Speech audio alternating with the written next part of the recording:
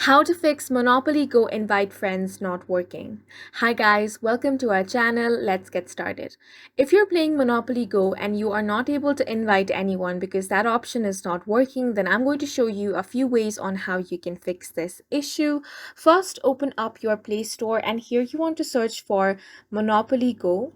Now tap on this, and if you find the update option, then tap on that option to update Monopoly Go to the latest version.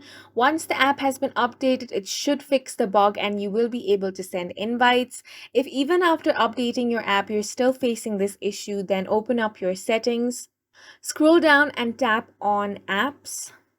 Now here you can simply search for Monopoly Go. Open this and now you want to tap on storage. Now tap on clear cache option, then tap on clear data as well, and then tap on delete.